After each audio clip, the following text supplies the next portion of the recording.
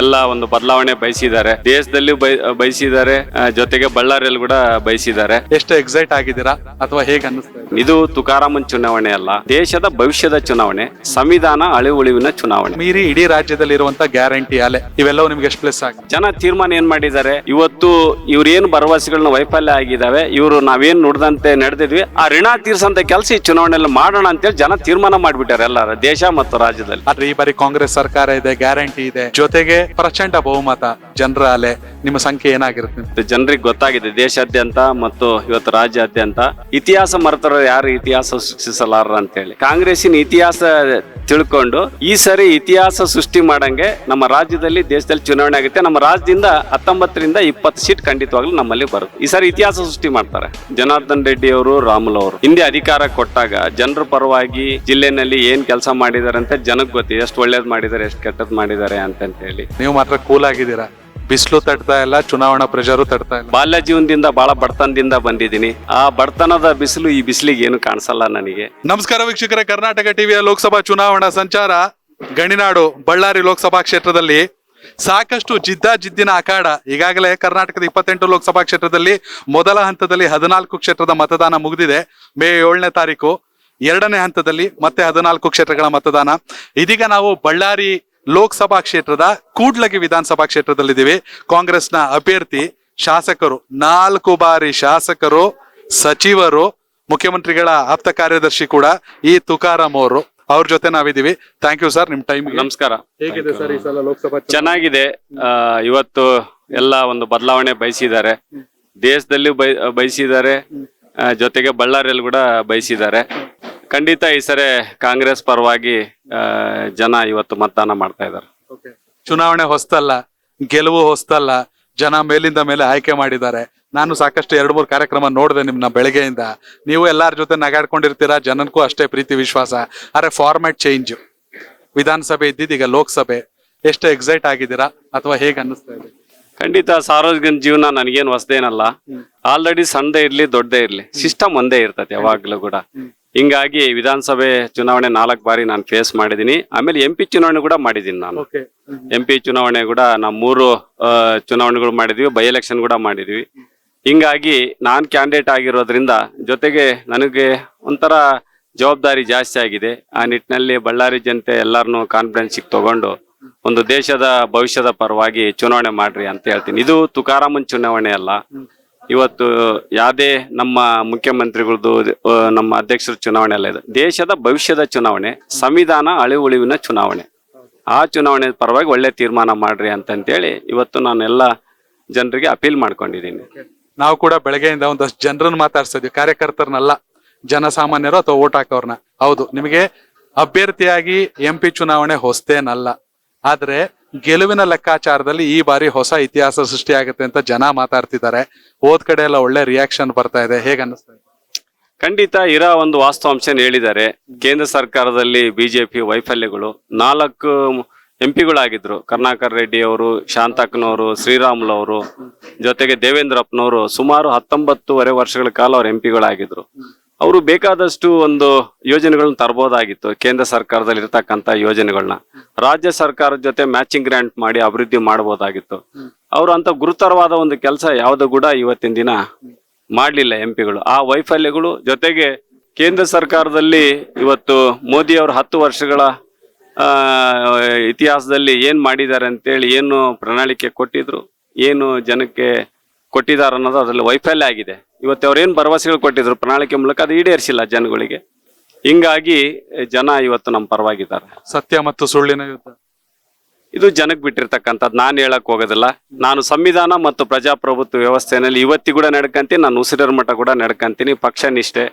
ಇವತ್ತು ಹೈಕಮಾಂಡ್ ಏನ್ ಹೇಳಿದ್ದಾರೆ ಅದ್ರ ಬಗ್ಗೆ ನಾನು ಯಾವುದೇ ಒಂದು ಅಧಿಕಾರದ ಅಮಲ ಆಗಿರ್ಲಿ, ಜೊತೆಗೆ ಒಂದು ಅಧಿಕಾರದ ಒಂದು ದುರಾಸೆ ಆಗಿರ್ಲಿ, ಯಾವುದು ಇಲ್ಲ. ಭಗವಂತ ಏನ್ ಕೊಟ್ಟಿದ್ದಾನೆ, ಕೊಟ್ಟಂತ ಒಂದು ಕರ್ತವ್ಯನ ನಾನು ಪ್ರಾಮಾಣಿಕವಾಗಿ ನಿರ್ವಹಿಸಿ. ಈಗ MP ಕೊಟ್ಟಿದ್ದಾರೆ, ಮುಂದಿನ ದಿನದಲ್ಲಿ ರಾಷ್ಟ್ರ ಪರವಾಗಿ, ರಾಜ್ಯದ ಒಂದು ಅನ್ಯಾಯದ ಪರವಾಗಿ, ಬರ ಇರ್ಬೋದು, ನೆರೆ ಇರ್ಬೋದು, ಜೊತೆಗೆ ನಮ್ಮ ಟ್ಯಾಕ್ಸ್ ಏನು ಹೋಗ್ತಾ ಇದೆ 4.5 ಲಕ್ಷ ಕೋಟಿ ಏನು ಹೋಗ್ತಾ ಇದೆ, ನೀತಿ ಆಯೋಗದ ಪ್ರಕಾರ ನಮಗೆ ಎಷ್ಟು 83-84 ಸಾವಿರ ಕೋಟಿ ಬರಬೇಕಾಗಿತ್ತು. ಇವತ್ತು 52,000 ಕೋಟಿ ಕೊಡ್ತಾ ಇದ್ದಾರೆ. GST ಇರ್ಬೋದು, ಸೆಸ್ ಇರ್ಬೋದು, ಇಂಥವನ್ನೆಲ್ಲ ಕೆಲವೊಂದು ಧ್ವನಿ ಎತ್ತ ಕೆಲಸ ಮುಂದಿನ ದಿನದಲ್ಲಿ ನಾವು ಖಂಡಿತವಾಗ್ಲೂ ಪ್ರಾಮಾಣಿಕವಾಗಿ ಪಾರ್ಲಿಮೆಂಟ್ ಅಲ್ಲಿ ಮಾತಾಡ್ತೇವೆ. ಜೊತೆಗೆ ಬಳ್ಳಾರಿಯ ಮುಂದಿನ ಭವಿಷ್ಯ 40 ವರ್ಷಕ್ಕೆ ಭವಿಷ್ಯಗಳು ಯುವಕರ ಪರವಾಗಿ, ರೈತರ ಪರವಾಗಿ, ಜೊತೆಗೆ ಇಲ್ಲಿ ಇಂಡಸ್ಟ್ರಿ ಎಲ್ಲ ಇದಾವೆ, ಅದ್ರ ಪರವಾಗಿ ಇವತ್ತು ಧ್ವನಿ ಎತ್ತಂತ ಕೆಲಸ ಅದನ್ನ ನಾವು ಮಾಡ್ತೇವೆ. ಮಾಡಿ ನಮ್ಮ ಒಂದು ಅಧಿಕಾರದಲ್ಲಿ ಒಂದು ಹೆಸರಿರ್ತಕ್ಕಂಥ ಕೆಲಸ ನಾವು ಮಾಡ್ತೇವೆ. ವಿಧಾನಸಭಾ ಚುನಾವಣೆಯಲ್ಲಿ ಪ್ರಚಂಡ ಬಹುಮತ, ಸಿದ್ದರಾಮಯ್ಯ ಅವರ ಅನುಭವ, ಡಿ ಕೆ ಶಿವಕುಮಾರ್ ಅವ್ರ ಚಾಣಾಕ್ಷತನ, ಜೊತೆಗೆ ಬಳ್ಳಾರಿ ಕಾಂಗ್ರೆಸ್ ನಲ್ಲಿ ತುಕಾರಾಮ್ ಅನ್ನೋ ಶಕ್ತಿ, ಇವೆಲ್ಲವನ್ನ ಮೀರಿ ಇಡೀ ರಾಜ್ಯದಲ್ಲಿ ಇರುವಂತ ಗ್ಯಾರಂಟಿ ಅಲೆ, ಇವೆಲ್ಲವೂ ನಿಮ್ಗೆ ಎಷ್ಟು ಪ್ಲಸ್ ಆಗುತ್ತೆ? ಖಂಡಿತವಾಗ್ಲೂ ಈಗ ಆಲ್ರೆಡಿ ಜನ ಪ್ರಜ್ಞಾವಂತ ಮತದಾರರಿದ್ದಾರೆ, ಜನರಿದ್ದಾರೆ, ಇದನ್ನೆಲ್ಲ ಗಮನಿಸಿದ್ದಾರೆ. ಸ್ವಾತಂತ್ರ್ಯ ನಂತರ ದಿನಗಳಲ್ಲಿ ಕಾಂಗ್ರೆಸ್ ಸರ್ಕಾರ ಕೇಂದ್ರದಲ್ಲಿದ್ದಾಗ ಏನೇನೋ ನಾವು ಯೋಜನೆಗಳನ್ನು ಕೊಟ್ಟಿದ್ವಿ, ಅದರ ಫಲಾನುಭವಿಗಳಾಗಿದ್ದಾರೆ. ಅವರು ಕೂಡ ರಾಜ್ಯದಲ್ಲಿ ಮುಖ್ಯಮಂತ್ರಿಗಳಿದ್ದಾಗ ಏನೇನು ನಮ್ಮ ಸರ್ಕಾರ ಕೊಟ್ಟಿದ್ವಿ ಅದ್ರ ಫಲಾನುಭವಿಗಳಾಗಿದ್ದಾರೆ. ಜನ ತೀರ್ಮಾನ ಏನ್ ಮಾಡಿದ್ದಾರೆ, ಇವತ್ತು ಇವ್ರೇನು ಭರವಸೆಗಳನ್ನ ವೈಫಲ್ಯ ಆಗಿದ್ದಾವೆ, ಇವರು ನಾವೇನು ನುಡ್ದಂತೆ ನಡೆದಿದ್ವಿ ಆ ಋಣ ತೀರ್ಸಂತ ಕೆಲಸ ಈ ಚುನಾವಣೆಯಲ್ಲಿ ಮಾಡೋಣ ಅಂತೇಳಿ ಜನ ತೀರ್ಮಾನ ಮಾಡ್ಬಿಟ್ಟಾರೆ ಎಲ್ಲರ ದೇಶ ಮತ್ತು ರಾಜ್ಯದಲ್ಲಿ. ಮತ್ತೊಂದ್ ಕಡೆ ನಾನು ಕೀನಾಗಿ ಅಬ್ಸರ್ವ್ ಮಾಡ್ತಾ ಇದ್ದೆ, ಟಿಕೆಟ್ ಅನೌನ್ಸ್ ಮಾಡಕ್ ಮುಂಚೆಯಿಂದ ಕೂಡ ನಿಮ್ಮ ಬೈಟ್ಗಳನ್ನ ನೀವೆಷ್ಟು ಖುಷಿಯಾಗಿ ಕೂಲಾಗಿರೋ, ಟಿಕೆಟ್ ಯಾರಿಗ್ ಬೇಕಾರಾಗ್ಲಿ, ಆಕಾಂಕ್ಷಿಗಳು ತುಂಬಾ ಜನ ಇದ್ದಾರೆ, ನಿಮ್ ಮಗಳು ಹೆಸರು ಕೂಡ ಇತ್ತು, ಏನ್ ಬೇಕಾರಿರ್ಲಿ ಪಕ್ಷ ಏನ್ ಹೇಳತ್ ಅದ್ ಮಾಡ್ತೀನಿ, ಅಧಿಕಾರಕ್ಕೆ ಒಕ್ಕೊಂಡವನಲ್ಲ, ಜನ ಆಲ್ರೆಡಿ 4 ಸಲ ಆಯ್ಕೆ ಮಾಡಿದ್ದಾರೆ, ಇಷ್ಟು ಕೂಲಾಗಿದ್ರು ಕಡೆಗೆ ಟಿಕೆಟ್ ನಿಮಗೆ ಬಂತು, ಎಷ್ಟು ಖುಷಿ ಅನ್ನಿಸ್ತು? ಇಲ್ಲ, ಜವಾಬ್ದಾರಿ ಜಾಸ್ತಿ ಆಗಿದೆ ಅನ್ಕೊಂಡಿದ್ದೀನಿ ನಾನು. ಇವತ್ತು ನಾನು 2,30,000 ಜನಕ್ಕೆ ನಾನು ತಾಲೂಕಿನಲ್ಲಿ ನಾನು ಸೇವೆಯನ್ನು ಮಾಡ್ತಿದ್ದೆ. ಜೊತೆಗೆ ರಾಜ್ಯದಲ್ಲಿ ಕೆಲವೊಂದು ಅಸೆಂಬ್ಲಿನಲ್ಲಿ ನಾನು ವಿಧಾನಸಭೆಯಲ್ಲಿ ಧ್ವನಿ ಎತ್ತಾ ಇದ್ದೆ. ಇವತ್ತು ಜವಾಬ್ದಾರಿ ಜಾಸ್ತಿ ಇದೆ ಅನ್ಕೊಂಡೆ. 18,65,000 ಜನ ಬಳ್ಳಾರಿ ಜಿಲ್ಲೆನಲ್ಲಿ, ಅಖಂಡ ಬಳ್ಳಾರಿ ಜಿಲ್ಲೆನಲ್ಲಿದ್ದಾರೆ. ಅವರ ಒಂದು ಭವಿಷ್ಯವನ್ನು ಒಂದು ಪಾರ್ಲಿಮೆಂಟ್ ಅಲ್ಲಿ ಧ್ವನಿಯಾಗಿ ಮಾತಾಡ್ತಕ್ಕಂಥ ಅವಕಾಶ ಬಂತು ಅಂತ ಅನ್ಕೊಂಡಿದ್ದೀನಿ. ಜೊತೆಗೆ ಇವತ್ತು ರಾಜ್ಯದ ಪರವಾಗಿನೇ ರೆಪ್ರೆಸೆಂಟ್ ಮಾಡ್ತಕ್ಕಂಥ ಒಂದು ಅವಕಾಶ ಬಂತು ಅಂತ ಅನ್ಕೊಂಡಿದ್ದೀನಿ. ಸೊ ಹಿಂಗಾಗಿ ಜವಾಬ್ದಾರಿ ಜಾಸ್ತಿ ಆಯ್ತು ಅನ್ಕೊಂಡು ಹಿರಿಯರ ಮಾರ್ಗದರ್ಶನದಂತೆ ಇನ್ನೂ ಹೆಚ್ಚಿನ ಮಟ್ಟದಲ್ಲಿ ಪಾರ್ಲಿಮೆಂಟ್ ಅಲ್ಲಿ ಒಬ್ಬ ಒಳ್ಳೆಯ ಸಂಸದೀಯ ಪಟುವಾಗಿ ಕೆಲಸ ಮಾಡೋಂತ ಒಂದು ಜವಾಬ್ದಾರಿ ಜಾಸ್ತಿ ಅನ್ಕೊಂಡಿದ್ರೆ ಅದು ಸ್ವಲ್ಪ ಖುಷಿ ಅನಿಸ್ತಾ ಇದೆ ಅಷ್ಟೇ. ಪೂರ್ವಭಾವಿ ಸಭೆಯಲ್ಲಿ ಒಂದ್ ಮಾತನ್ನ ಗಮನಿಸಿದೆ, ಹರಪನಹಳ್ಳಿ ಶಾಸಕರಾದಂತ ಲತಾ ಮಲ್ಲಿಕಾರ್ಜುನ್ ಅವ್ರ ಮಾತನ್ನ. ಪಾಪ ಅವ್ರಿಗೆ 2 ಜಿಲ್ಲೆ ಗೆಲ್ಸುವಂತ ಜವಾಬ್ದಾರಿ ದಾವಣಗೆರೆನೂ ಅವ್ರಿಗೆ ಬರುತ್ತೆ, ಈ ಕಡೆ ಬಳ್ಳಾರಿ. MP ರವೀಂದ್ರ ಅವ್ರನ್ನ ನಿಲ್ಸ್ಕೊಂಡ್ರು ಪರೋಕ್ಷವಾಗಿ, ಒಬ್ಬ ತಮ್ಮನ್ನ ಕಳ್ಕೊಂಡಿದೀನಿ, ಇನ್ನೊಬ್ಬ ತಮ್ಮನ್ನ ಗೆಲ್ಲಿಸ್ತೀನಿ ಅಂತ. ತುಂಬಾ ಎಮೋಷನಲ್ ಮೂಮೆಂಟ್ ಅನಿಸ್ತು ಅವ್ರ ಮಾತನ್ನ ಕೇಳಿದಾಗ. ನೀವೆಷ್ಟು ಅಂದ್ರೆ MP ಪ್ರಕಾಶ್ ಅವ್ರನ್ನ ನೋಡಿ ರಾಜಕೀಯಕ್ಕೆ ಅಧಿಕೃತವಾಗಿ ಧುಮುಕಿದ್ದು ಅಥವಾ ಅವ್ರನ್ನ ಫಾಲೋವರ್ಸ್ ನೀವೆಲ್ಲ, ಹೇಗನ್ನಿಸ್ತು ಅವ್ರ ಮಾತು? ಖಂಡಿತವಾಗ್ಲೂ ಇವತ್ತು MI ಗೋರ್ಪಡೆ ಸಾಹೇಬ್ರು ಜೊತೆಗೆ MP ಪ್ರಕಾಶ್ ಸಾಹೇಬ್ರು ಕೂಡ ನಮ್ಮ ಒಂದು ಬಳ್ಳಾರಿ ಜಿಲ್ಲೆಗೆ ಅವರು ಧೀಮಂತ ನಾಯಕರು. ಅದರಲ್ಲಿ ನಾನು ವಿಶೇಷವಾಗಿ ಜಿಲ್ಲಾ ಪಂಚಾಯತಿ ನಿಂತ್ಕೊಂಡಾಗ ಮೊದಲನೇ ನಂದು ರಾಜಕೀಯ ಪ್ರಾರಂಭ ಜೀವನ ಶುರುವಾಗಿದ್ದು, ನಾನು JDU ನಿಂತ್ಕೊಂಡಿದ್ದೆ. ಆ ಟೈಮಲ್ಲಿ MP ಪ್ರಕಾಶ್ ಸಾಹೇಬ್ರು ನನ್ನ ಪರವಾಗಿ ಬಂದು ಚುನಾವಣೆ ಮಾಡಿದ್ರು. ಜೊತೆಗೆ ನಮಗೆ ರಾಜಕೀಯ ಗುರುಗಳು ಯಾರಪ್ಪ ಮೊದಲನೇ ಗುರುಗಳು ಅಂದ್ರೆ ಸಂತೋಷ್ ಲಾಡ್ ಸಾಹೇಬ್ರಿಗೆ, ನಮಗೆ ಇಬ್ಬರಿಗೂ ಕೂಡ ನಮಗೆ MP ಪ್ರಕಾಶ್ ಅವ್ರ ಅಂತೇಳಿ ಹೇಳಲಿಕ್ಕೆ ನಾನು ಇಷ್ಟಪಡ್ತಾ ಇದ್ದೀನಿ. ಇವತ್ತಿಗೂ ಕೂಡ ನಾವು ಇಬ್ರು ಕೂಡ ನಾವು ಅವರಿಗೆ ಮನೆಗೆ ಒಂದು ಮಗನ ಸಮಾನ ಇದ್ದಂಗೆ ನಾವು ಕೂಡ. ಖಂಡಿತ ಅವ್ರ ಮಾತಲ್ಲ ಅದೇ ವ್ಯಕ್ತವಾಗ್ತಿತ್ತು. ಮತ್ತೊಂದ್ ಕಡೆ 2019 ಲೋಕಸಭಾ ಚುನಾವಣೆಯಲ್ಲಿ ಕಾಂಗ್ರೆಸ್ ಗೆದ್ದಿದ್ದು ಒಂದೇ ಒಂದು ಸೀಟನ್ನ DK ಸುರೇಶ್ ಅವರು. ಆದ್ರೆ ಈ ಬಾರಿ ಕಾಂಗ್ರೆಸ್ ಸರ್ಕಾರ ಇದೆ, ಗ್ಯಾರಂಟಿ ಇದೆ, ಜೊತೆಗೆ ಪ್ರಚಂಡ ಬಹುಮತ, ಜನರ ಅಲೆ. ನಿಮ್ಮ ಸಂಖ್ಯೆ ಏನಾಗಿರುತ್ತೆ?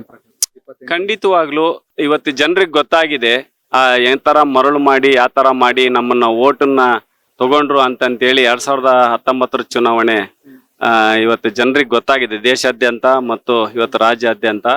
ಇವತ್ತು ಖಂಡಿತವಾಗ್ಲೂ ಇದನ್ನ ನೋಡಿದಾಗ ಇವತ್ತು ನಮ್ಮ ಒಂದು ಭರವಸೆಗಳು ಕಾಂಗ್ರೆಸ್ ಕೊಟ್ಟಂತ ಒಂದು BR ಅಂಬೇಡ್ಕರ್ ಅವ್ರ ಮಾತನ್ನು ಹೇಳ್ತಾರೆ, ಏನಂತ ಹೇಳ್ತಾರೆ, ಇತಿಹಾಸ ಮರೆತರ ಯಾರು ಇತಿಹಾಸ ಸೃಷ್ಟಿಸಲಾರ ಅಂತೇಳಿ. ಸೊ ಈ ಚುನಾವಣೆಯಲ್ಲಿ ಕಾಂಗ್ರೆಸ್ಸಿನ ಇತಿಹಾಸ ತಿಳ್ಕೊಂಡು ಈ ಸರಿ ಇತಿಹಾಸ ಸೃಷ್ಟಿ ಮಾಡಂಗೆ ನಮ್ಮ ರಾಜ್ಯದಲ್ಲಿ ದೇಶದಲ್ಲಿ ಚುನಾವಣೆ ಆಗುತ್ತೆ. ನಮ್ಮ ರಾಜ್ಯದಿಂದ 19ರಿಂದ 20 ಸೀಟ್ ಖಂಡಿತವಾಗ್ಲೂ ನಮ್ಮಲ್ಲಿ ಬರುತ್ತೆ. ಈ ಸಾರಿ ಇತಿಹಾಸ ಸೃಷ್ಟಿ ಮಾಡ್ತಾರೆ. Okay sir. ಸಾಮಾನ್ಯವಾಗಿ ಜನ ಮಾತಾಡ್ತಾ ವಿಧಾನಸಭಾ ಚುನಾವಣೆನೇ ಬೇರೆ, ಲೋಕಸಭಾ ಚುನಾವಣೆನೇ ಬೇರೆ, ದೇಶ ನೋಡ್ತಾರೆ ಅಂತಾರೆ. ಆದ್ರೆ ಸ್ಥಳೀಯವಾಗಿ ಶಾಸಕರ ಪ್ರಾಬಲ್ಯ ಖಂಡಿತವಾಗ್ಲೂ ಇದ್ದೇ ಇರುತ್ತೆ. ಯಾಕಂದ್ರೆ ಅದೇ ಜನ ಶಾಸಕರನ್ನ ಆಯ್ಕೆ ಮಾಡಿರೋದು. ನಿಮ್ಮನ್ನು ಸೇರಿದಂಗೆ 6 ಜನ ಕಾಂಗ್ರೆಸ್ ಶಾಸಕರು, ಬಿಜೆಪಿಗೆ ಸಂಖ್ಯಾಬಲದಲ್ಲಿ ಒಬ್ಬರೇ ಶಾಸಕರು, ಒಬ್ರು JDS ಶಾಸಕರು, 6 ಜನ ಶಾಸಕರಂದ್ರೆ ನೀವು ಸೇರಿದಂಗೆ ಅತಿ ದೊಡ್ಡ ಬಲ ಸಚಿವರುಗಳಿದ್ದಾರೆ. ಕಾಂಗ್ರೆಸ್ಗೆ ಪೂರಕ ವಾತಾವರಣ ಅನ್ನುವಂತ ಕಾಂಗ್ರೆಸ್ ಕಾರ್ಯಕರ್ತರು ಮಾತಾಡ್ತಿದ್ದಾರೆ. ಅಭ್ಯರ್ಥಿಯಾಗಿ ನೀವೇನಂತ? ಖಂಡಿತವಾಗ್ಲು ಯಾಕಂದ್ರೆ ಇವತ್ತು ಅಲ್ಲಿ ಜನಾರ್ದನ್ ರೆಡ್ಡಿ ಅವರು, ರಾಮುಲು ಅವರು ಹಿಂದೆ ಅಧಿಕಾರ ಕೊಟ್ಟಾಗ ಜನರ ಪರವಾಗಿ ಜಿಲ್ಲೆನಲ್ಲಿ ಏನ್ ಕೆಲಸ ಮಾಡಿದ್ದಾರೆ ಅಂತ ಜನಕ್ಕೆ ಗೊತ್ತಿದೆ, ಎಷ್ಟು ಒಳ್ಳೇದ್ ಮಾಡಿದ್ದಾರೆ, ಎಷ್ಟು ಕೆಟ್ಟದ್ ಮಾಡಿದ್ದಾರೆ ಅಂತಂತೇಳಿ. ಜೊತೆಗೆ ಅವ್ರಿಗೆ ಅವಕಾಶ ಮಾಡಿ ಕೊಟ್ಟಿದ್ರು ರಾಮುಲು ಅವ್ರಿಗೆ 2014ರಲ್ಲಿ. ಜನ ಭಾವನೆ ಪ್ರೀತಿ ವಿಶ್ವಾಸದಂಗೆ ಅವರು ರಾಜೀನಾಮೆಯನ್ನು ಕೊಟ್ರು, ಮತ್ತೆ ಮೊಣಕಾಲ್ಮೂರಿಗೆ ಹೋದ್ರು, ಮತ್ತೆ ಈ ತರ ಸಂವಿಧಾನದ ವ್ಯವಸ್ಥೆ ತಲೆ ತಗ್ಸಂತ ಕೆಲಸ ಮಾಡಿದ್ದಾರೆ. ಇದನ್ನೆಲ್ಲ ಜನ ತಿಳ್ಕೊಂಡಿದ್ದಾರೆ. ಜೊತೆಗೆ ಇದನ್ನ ತಿಳ್ಕೊಂಡೇ ಇದನ್ನೆಲ್ಲ ಮಾಡ್ಕೊಂಡೇ ಪಕ್ಷ ತೆಗೆದು ಪಕ್ಷ ಮರ್ಜ್ ಮಾಡೋದು ಇದೆಲ್ಲ ತಿಳ್ಕೊಂಡಿದ್ದಾರೆ. ಅರ್ಥ ಆಯ್ತಾ? ಹಿಂಗಾಗಿ ಬಳ್ಳಾರಿ ಜನ, ಅಖಂಡ ಬಳ್ಳಾರಿ ಜನ ಇವತ್ತು ನಾವು ವಿಧಾನಸಭೆಯಲ್ಲಿ ನಮಗೆ ಶಾಸಕರನ್ನು ಕೊಟ್ಟಿದ್ದಾರೆ. ಇವತ್ತು 6 ಜನ ಶಾಸಕರಿದ್ದೀವಿ. ಜೊತೆಗೆ ನಿಗಮ ಮಂಡಳಿ ಇದು ಕೂಡ ಭೀಮಾ ನಾಯಕ್ ಅವರು ಇರೋದ್ರಿಂದ ನಮಗೆ ಖಂಡಿತವಾಗ್ಲು ಅದೇ ವಾತಾವರಣ ಇವತ್ತು ಏನು ವಿಧಾನಸಭೆನಲ್ಲಿ ಆಗುತ್ತೆ, ಈ ಸಲ ಪಾರ್ಲಿಮೆಂಟ್ ಕೂಡ ಆಗುತ್ತೆ. ಆ ಒಂದು ವಾತಾವರಣನೇ ನಮಗೆ ಲೋಕಸಭೆನಲ್ಲಿ ಆಗುತ್ತೆ ಬಳ್ಳಾರಿನಲ್ಲಿ. ರಣ ಬಿಸಿಲು, ನಮಗೆ ಬೆಂಗಳೂರಿನ ಬಂದಾಗ ಬಿಸಿಲು ತಡೆಯಕ್ ಆಯ್ತಾ ಇಲ್ಲ, ನೀವು ಮಾತ್ರ ಕೂಲ್ ಆಗಿದ್ದೀರಾ. ಬಿಸಿಲು ತಡ್ತಾ ಇಲ್ಲ, ಚುನಾವಣಾ ಪ್ರೆಷರು ತಡ್ತಾ ಇಲ್ಲ. ಬಾಲ್ಯ ಜೀವನದಿಂದ ಬಹಳ ಬಡತನದಿಂದ ಬಂದಿದ್ದೀನಿ. ಆ ಬಡತನದ ಬಿಸಿಲು ಈ ಬಿಸಿಲಿಗೆ ಏನು ಕಾಣಿಸಲ್ಲ ನನಗೆ. ಒಂದೇನಂದ್ರೆ ಬಡವ್ರ ಕಣ್ಣೀರು ಒರೆಸೋದಕ್ಕೆ, ಬಡವ್ರು ಉಸಿರಾಗಿರೋದಕ್ಕೆ, ಮುಂದಿನ ಭವಿಷ್ಯ ಕಟ್ಟೋದಕ್ಕೆ. ಹಿಂಗಾಗಿ ಇವತ್ತು ನಾನು ಲೋಕಸಭೆಗೆ ನಾನು ಸ್ಪರ್ಧೆಯನ್ನು ಮಾಡ್ತೀನಿ. ನಮಗೆ ಕಾಲಕ್ಕೆ ಚಪ್ಪಲಿ ಇಲ್ದಂಗೆ, ಜೊತೆಗೆ ನಾನು PG ಓದಬೇಕಾದ್ರೆ ಒಂದು ತುತ್ತು ಅನ್ನ ಊಟಕ್ಕೆ ಕೂಡ ನಮಗೆಲ್ಲ ಕಷ್ಟ ಇತ್ತು. ಆದ್ರೆ ಗುರಿ ಇತ್ತು, ಸಾಧನೆ ಇತ್ತು, ಗುರು ಇದ್ರು ನಮಗೆ. ಹಿಂಗಾಗಿ ಇವತ್ತು ಅದೇ ಒಂದು ಸಮಾಜ ಕಟ್ಟಬೇಕು ಅಂತ ವಾತಾವರಣ ಮಾಡಬೇಕು ಅಂತೇಳಿ ಇವತ್ತೆಲ್ಲ ಹೈಕಮಾಂಡ್, ಸಿದ್ದರಾಮಯ್ಯ ಸಾಹೇಬ್ರು, DK ಶಿವಕುಮಾರ್ ಸಾಹೇಬ್ರು, ಎಲ್ಲರೂ ಕೂಡ ಇವತ್ತು ರಾಹುಲ್ ಗಾಂಧಿ ಸಾಹೇಬ್ರು, ಮಲ್ಲಿಕಾರ್ಜುನ್ ಖರ್ಗೆ ಸಾಹೇಬ್ರು, ಜಿಲ್ಲೆ ಎಲ್ಲ ಸಚಿವರು, ಶಾಸಕರು ಇವತ್ತು ನನಗೆ ಅಭ್ಯರ್ಥಿಯನ್ನಾಗಿ ಇವತ್ತಿನ ಮಾಡಿರ್ತಾರೆ. ಈ ರೀತಿಯಾಗಿ ಇವತ್ತು ಯಾವುದೇ ಬಿಸಿಲಿರ್ಲಿ ಏನಿರ್ಲಿ ಹಿಂಗಾಗಿ ಯಾವುದು ಕಾಣಿಸಲ್ಲ. ಇವತ್ತು ಅಷ್ಟೇ ಸಮಾಧಾನವಾಗಿ ಆ ಒಂದು ಗುರಿನ ಇವತ್ತಲ್ಲೇ ನಾನು ಫಿಕ್ಸ್ ಮಾಡ್ಕೊಂಡಿದ್ದೀನಿ. ಮುಂದೆ ಬಳ್ಳಾರಿ ಒಳಗೆ ಏನ್ ಮಾಡ್ಬೇಕು ಅಂತೇಳಿ ಆ ಗುರಿ ಇದ್ದಾಗ ಬಿಸಿಲು ಮಳೆ ಬಿಸಿಲು ಏನು ಕಾಣಲ್ಲ ಈ ಒಂದು ಚರ್ಮಕ್ಕೆ. ಹಿಂಗಾಗಿ ಆ ಹೃದಯದಲ್ಲಿ ತುಂಬಿದ ಹೃದಯ ಇದೆ. ಹಿಂಗಾಗಿ ನಾನು ಇಷ್ಟು ಸಮಾಧಾನವಾಗಿ ಜನರನ್ನ ಒಂದು ಪ್ರೀತಿ ಜೊತೆಗೆ ಚುನಾವಣೆ ಮಾಡ್ತಾ ಇದ್ದೀನಿ. ಹೆಚ್ಚು ಸಮಯ ತಗೊಳ್ಳಲ್ಲ ಸರ್. ಕಷ್ಟಪಟ್ಟು ಓದ್ದೆ ಅಂದಾಗ ನೆನಪಾಗ್ತಿರೋದು ಸಂಸತ್ಗೆ ವಿದ್ಯಾವಂತರು ಹೋಗ್ಬೇಕು. ನೀವು ಕೂಡ ಡಬಲ್ ಡಿಗ್ರಿ, ಎಸ್ಪೆಷಲಿ ಯಾರೋ ಒಂದಿಬ್ರು ಜನ ಮಾತಾಡ್ತಾ ಇದ್ರು, ಲೆಕ್ಕದಲ್ಲಿ ಅವ್ರ ಪಕ್ಕ ರಾಜ್ಯಕ್ಕೆ ಏನ್ ಬೇಕು ತಗೊಂಡ್ ಬಂದೇ ಬರ್ತಾರೆ ಅಂತ. ಖಂಡಿತವಾಗ್ಲು ನಾನು basically I am the finance person. ನಾನು BCom ಮಾಡಿ MCom ಮಾಡಿ PG diploma business administration finance saint ಜೋಸೆಫ್ನಲ್ಲಿ ನಾನು ಮುಗಿಸಿರ್ತಕ್ಕಂತಾನು. ಹಿಂಗಾಗಿ ಮೊದಲು 16-17 ವರ್ಷ finance manager and finance accounts ಆಗಿ ನಾನು ಕೆಲಸ ಮಾಡಿರ್ತಕ್ಕಂತಾನು. ಹಿಂಗಾಗಿ 4 ಬಾರಿ ಶಾಸಕನಾಗಿ ಕೂಡ ಸಾಹೇಬ್ರ ಜೊತೆ CLP ಸೆಕ್ರೆಟರಿ ಆಗಿ ಕೂಡ ನಾನೆಲ್ಲ ಕೆಲಸ ಮಾಡಿಸಿದ್ದೀನಿ.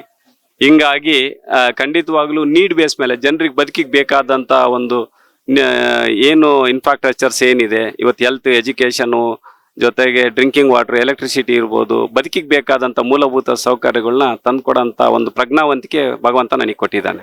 ಕೊನೆಯದಾಗಿ ಕರ್ನಾಟಕ ಟಿವಿ ಮೂಲಕ ಕ್ಷೇತ್ರದ ಮತದಾರರಿಗೆ ಏನ್ ಹೇಳ್ತಾರೆ? ಖಂಡಿತವಾಗ್ಲೂ ಇದೊಂದು ಅವಕಾಶ ಬಂದಿದೆ. ತಾವೆಲ್ಲ ಇವತ್ತೆಲ್ಲ BJPಯ ವೈಫಲ್ಯಗಳನ್ನ, ಒಂದು ಕಾಂಗ್ರೆಸ್ ಸರ್ಕಾರ ಕೊಟ್ಟಿರ್ತಕ್ಕಂತ ಒಂದು ನಮಗೆ ಋಣವನ್ನ, ಕೇಂದ್ರ ಸರ್ಕಾರ ಇರ್ಬೋದು, ರಾಜ್ಯ ಸರ್ಕಾರ ಇರ್ಬೋದು, ಈ ಚುನಾವಣೆಯಲ್ಲಿ ತಾವೆಲ್ಲರೂ ಕೂಡ ಈ ತುಕಾರಾಮನ ತಕ್ಕಡಿಯಲ್ಲಿ ತಾವು ಖಂಡಿತವಾಗ್ಲೂ 2 ಕಡೆ ತಕ್ಕಡಿಯನ್ನು ನೋಡ್ತಾ ಇದ್ರಿ ಎಲ್ಲ ಕಂಪ್ಲೀಟ್ ಆಗಿ. ಈ ತುಕಾರಾಮನಿಗೆ ತೂಕ ಮಾಡಿ ಈ ಸರಿ ಆಶೀರ್ವಾದ ಮಾಡ್ಬೇಕು ಅಂತೇಳಿ ಈ ಮೂಲಕ ತಮ್ಮಲ್ಲಿ ಕೈ ಮುಗಿದು ನಾನು ಪ್ರಾರ್ಥನೆಯನ್ನು ಮಾಡ್ಕೊಂತೀನಿ. ವೀಕ್ಷಕರೇ, ಕಾಂಗ್ರೆಸ್ನ ಅಭ್ಯರ್ಥಿ ತುಕಾರಾಮ್ ಅವರ ಮಾತಿದು. ಜನ ಆಶೀರ್ವಾದ ಮಾಡಿದ್ದಾರೆ 4 ಸಲ. ಜನ ಆಶೀರ್ವಾದ ಮಾಡಿದ್ದಾರೆ ಅಂದ್ರೆ ಅದಕ್ಕೆ ನಾನು ಕೆಲಸ ಮಾಡಿದ್ದೀನಿ ಅಂತ ಅರ್ಥ. ಈ ಬಾರಿ ಮತ್ತೆ ಲೋಕಸಭೆಗೆ ಆಯ್ಕೆ ಮಾಡ್ತಾರೆ ಅನ್ನೋ ನಂಬಿಕೆ ನನಗಿದೆ. BJPಯ ಭಾವನೆ ಮತ್ತು ಕಾಂಗ್ರೆಸ್ನ ಅಭಿವೃದ್ಧಿ 2ರ ನಡುವಿನ ಯುದ್ಧ ನೀವು ಡಿಸೈಡ್ ಮಾಡಿ ಅಂತ. ಈ ವಿಡಿಯೋ ನೋಡ್ತೀರಾ, ನಿಮ್ ಪ್ರಕಾರ ಬಳ್ಳಾರಿಯ ಸಂಸದರು ಯಾರಾಗಬೇಕನ್ನ ಕಾಮೆಂಟ್ ಮಾಡಿ. ಕ್ಯಾಮ್ರಾ ಪರ್ಸನ್ ಮಹಾಂತೇಶ್ ಜೊತೆ ಯೋಗೇಶ್, ಕರ್ನಾಟಕ ಟಿವಿ, ಕೂಡ್ಲಿಗಿ.